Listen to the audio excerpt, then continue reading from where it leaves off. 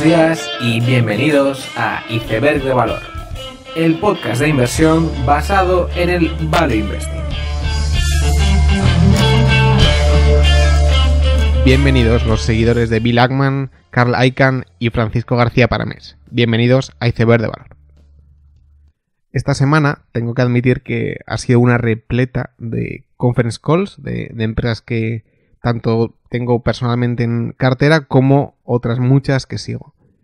Y tengo que admitir también que me encanta asistir a las conference calls. De hecho, mi proceso suele ser el de escuchar la call, digamos, de fondo, y luego me suelo coger el transcript de la sesión y la suelo subrayar, y es algo que me encanta hacer. Y teniendo en cuenta que, siendo un inversor privado muy pequeño, pues es muy raro que yo vaya a hablar con el management de empresas especialmente muy grandes. Entonces, la conference call muchas veces es lo más cerca que uno puede estar a escuchar a esa gente.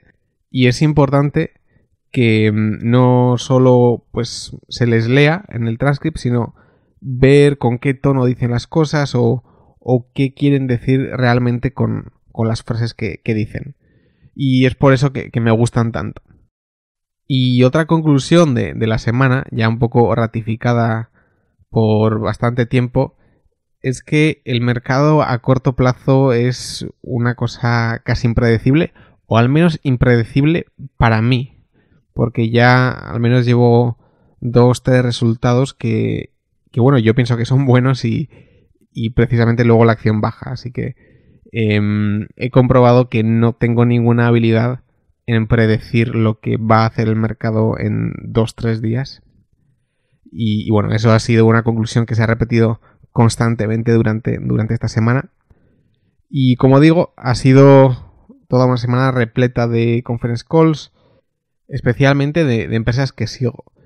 Y de hecho, dos de las que más me han interesado han sido Roku y IAC, y probablemente el siguiente episodio va a ser alguna de las dos empresas, veremos cuál. De IAC sí que he hablado en el pasado, de Roku no. Roku es una empresa que hace set-top boxes, es decir, son una especie de caja que se pone al lado de la televisión, que le da pues capacidad de ver Netflix en la televisión, YouTube, otros canales y muchas cosas más. Y es una empresa interesante porque, a ver, si hay una tendencia clara en la televisión es que en Estados Unidos al menos se está dejando de pagar por el cable, ya que, bueno, pues otros servicios como Netflix y Amazon Prime, etcétera, pues son mucho más efectivos en cuanto a coste comparado con la televisión de cable, que es bastante cara. Entonces, hay una tendencia clara con eso, se llama los cord cutters, y Roku pues sí que está un poco no en el centro, pero sí que se aprovecha de esa mega tendencia bastante clara de intentar darle cierta inteligencia a la televisión, ya que es algo que los grandes jugadores como Apple o Google no lo han conseguido. Y de hecho, el 25% de las televisiones en Estados Unidos pues ya se venden con software Roku, y además pues que tienen todo el negocio de los set-top boxes.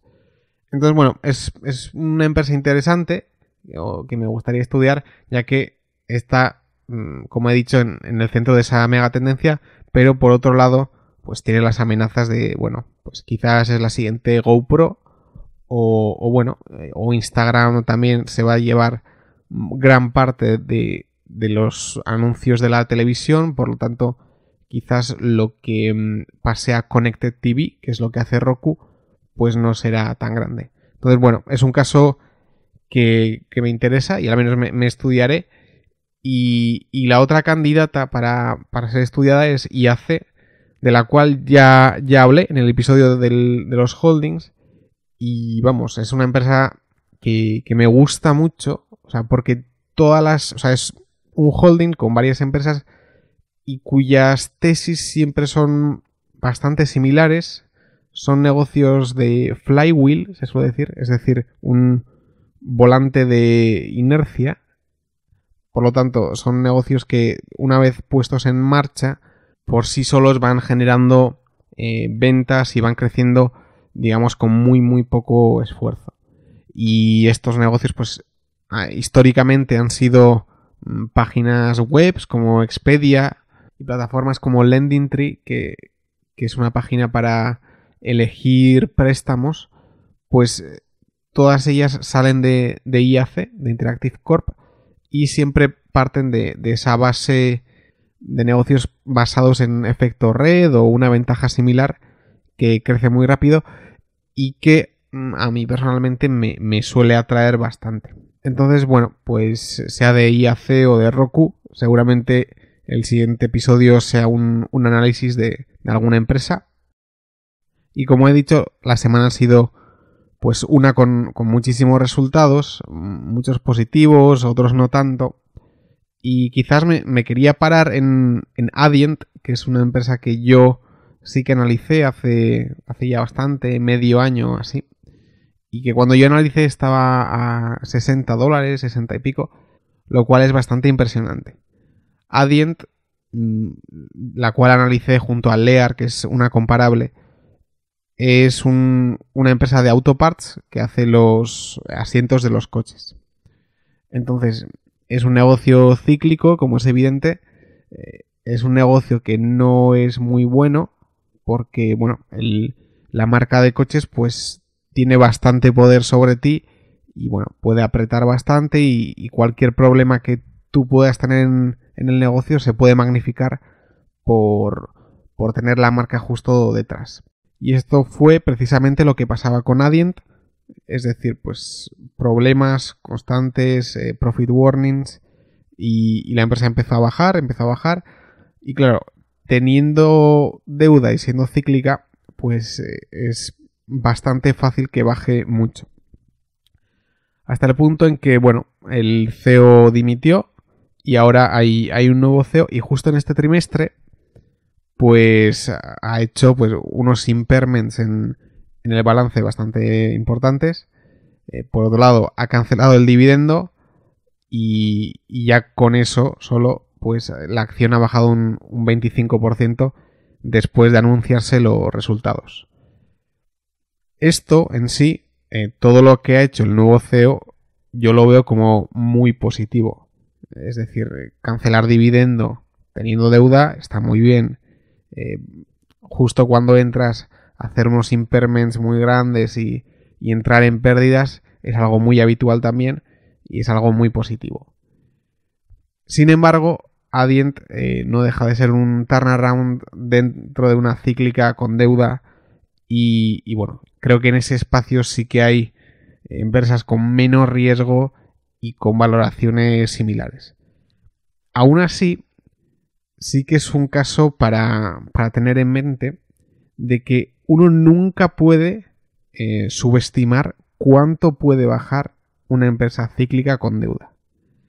Porque mi sensación o lo que yo he visto es que cuando todo va bien, la deuda pues apenas importa o bueno, tampoco se la tiene muy en consideración.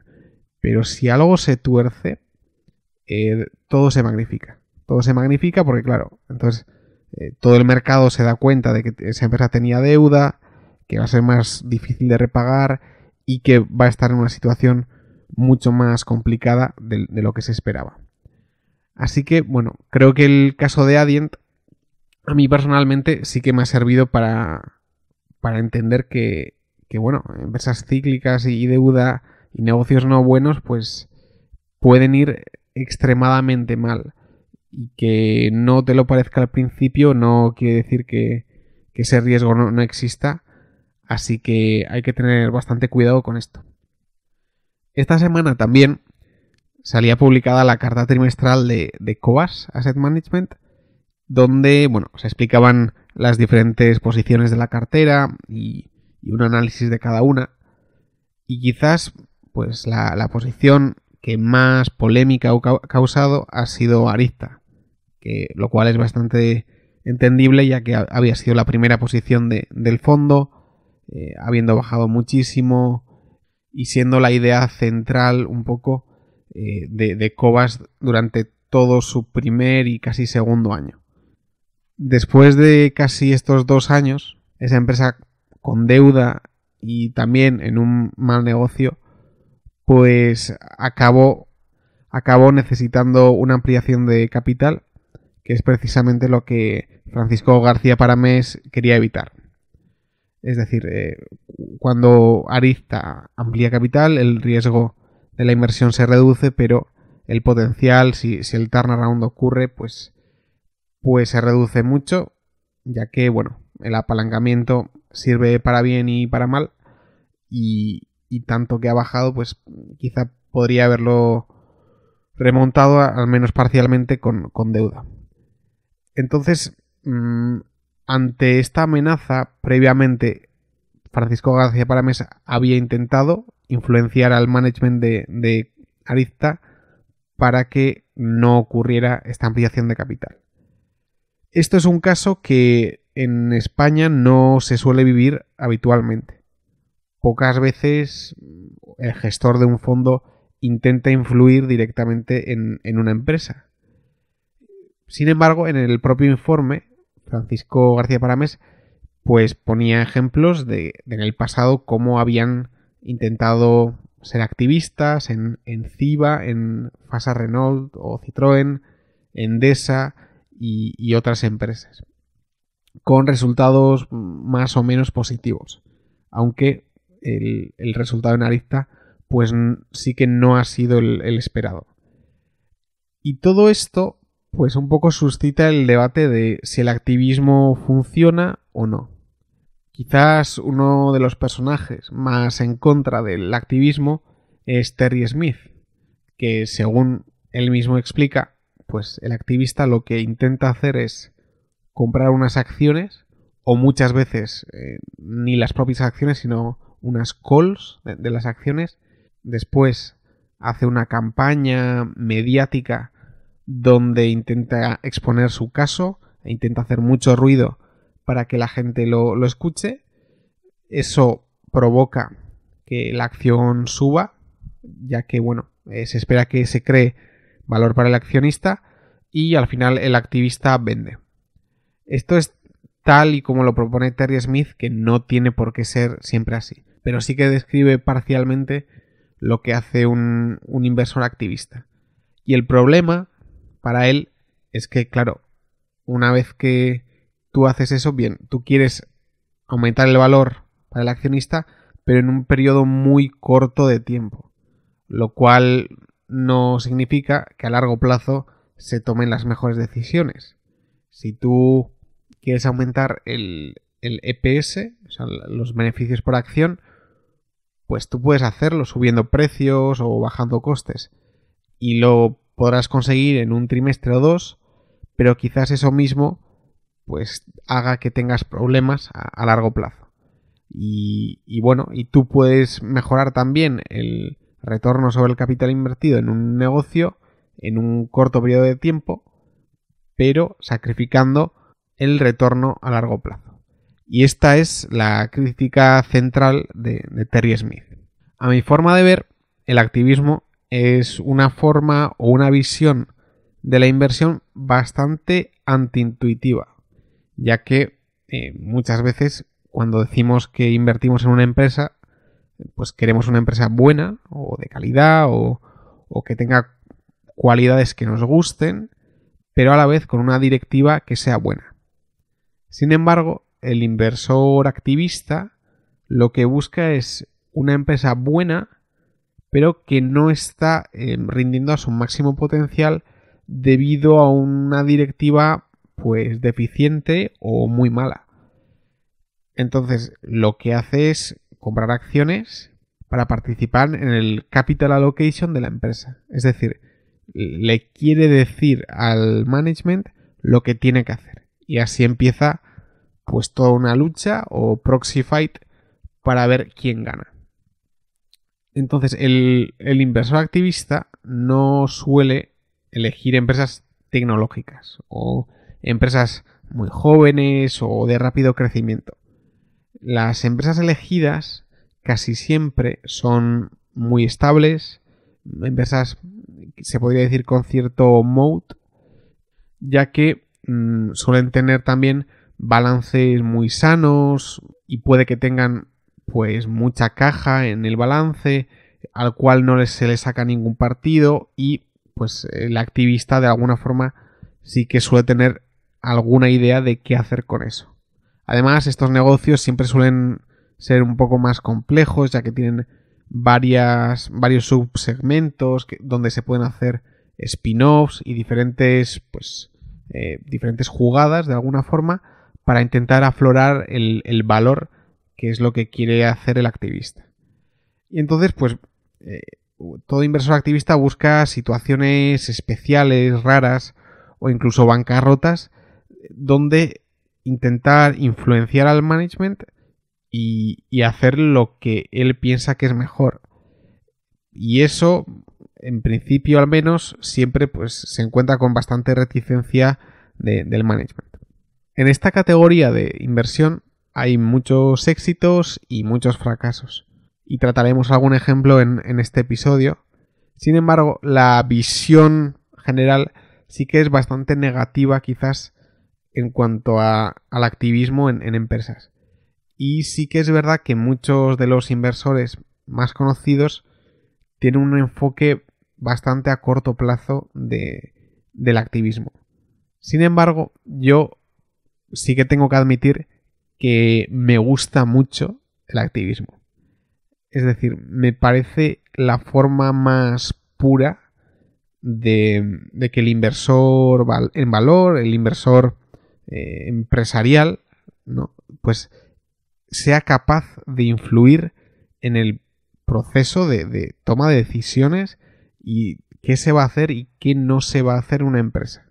Es decir, es el último nivel de lo que sería la empresarialidad o la inversión. Y es por eso que me gusta mucho, no quizás en los casos más conocidos que suelen tener un componente mucho más mediático y no tanto a largo plazo.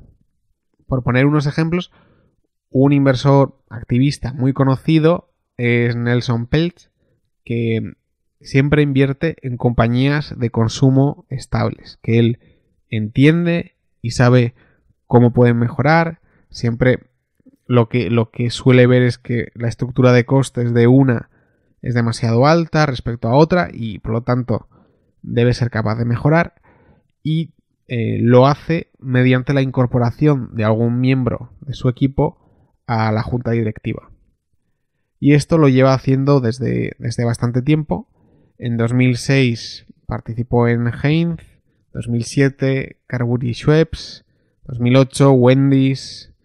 En 2014 invirtió en Pepsi y propuso separar el negocio de los snacks con los de las bebidas, y con este spin-off o esta escisión conseguir aflorar el valor de la empresa. Desde 2017 está en Procter & Gamble y de hecho es su máxima posición, y donde sí que ha conseguido colocar a miembros de su empresa, o sea, de su fondo, en la directiva de Procter & Gamble, y es de hecho el 30% de su fondo.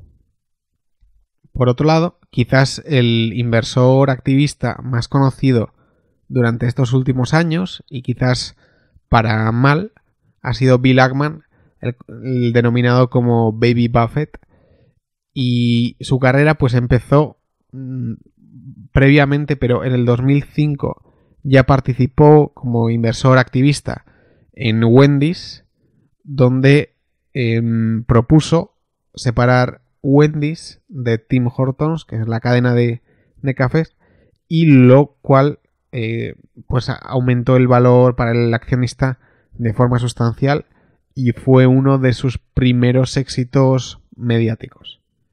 Sin embargo, los últimos años pues no han sido los mejores para Ackman, y especialmente en todo lo que es inversión como activista.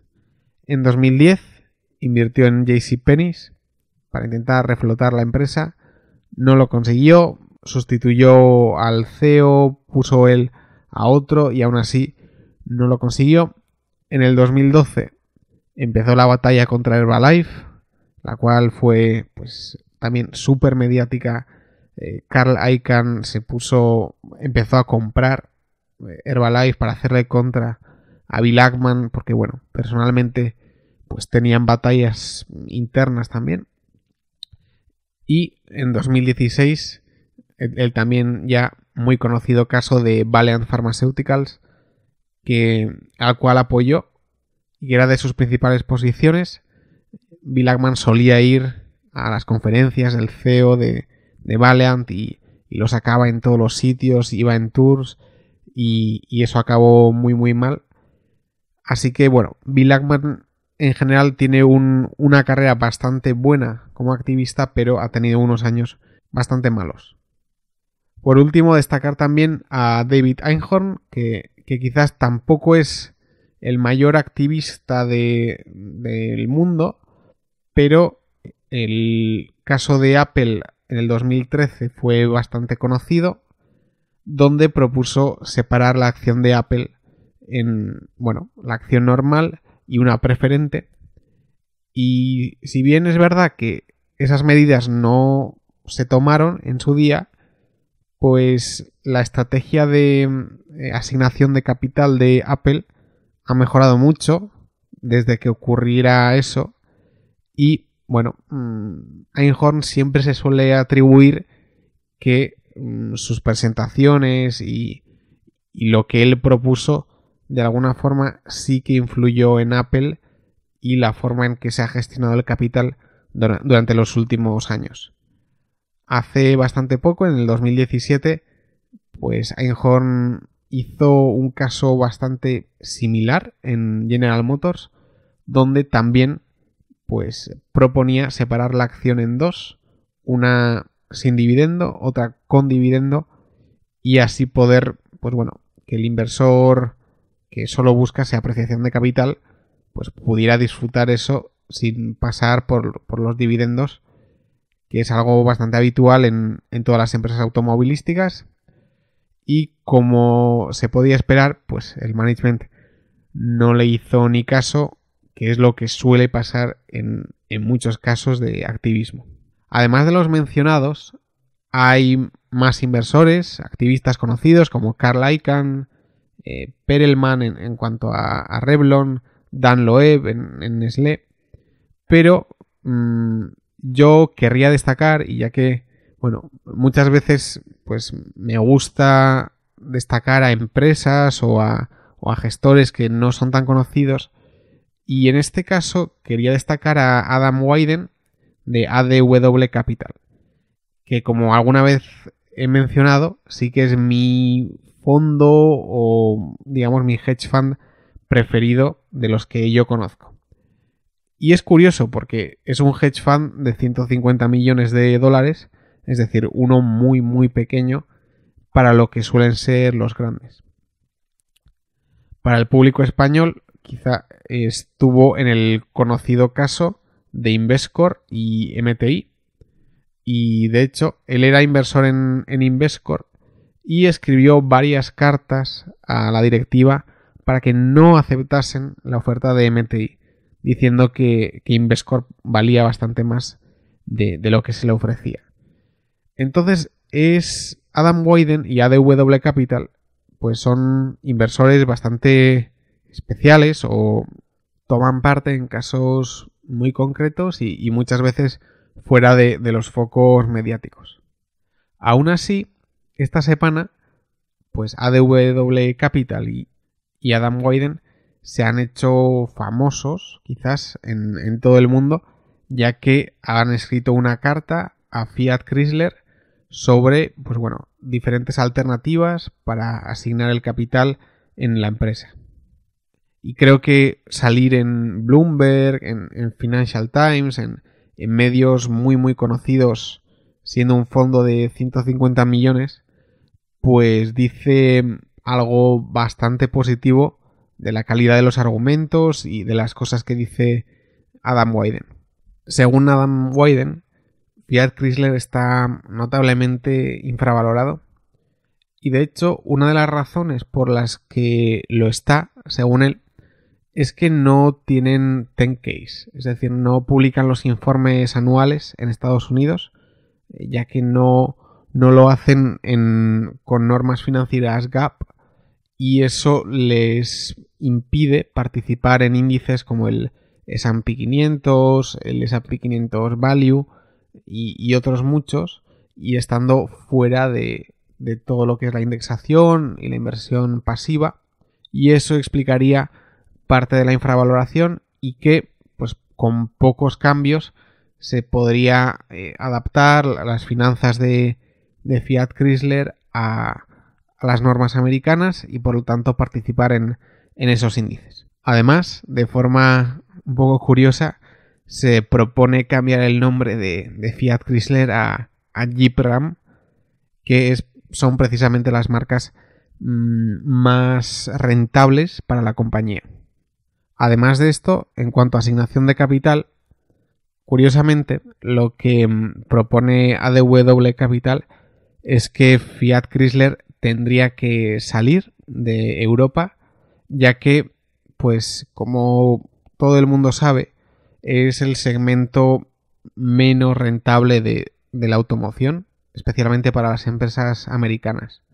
Es decir, Europa es un lugar con mucha regulación, cada vez más regulación, donde esas normas de contaminación son las más estrictas, lo cual implica un gasto en investigación, en CAPEX, que hace que el retorno sobre la inversión sea menor que en otros sitios, y por lo tanto lo que propone es simplemente salir de ese mercado y convertirse en una marca que participe en NAFTA, es decir, en Estados Unidos y en América, y luego pues en todo lo que sería Asia, Pacífico.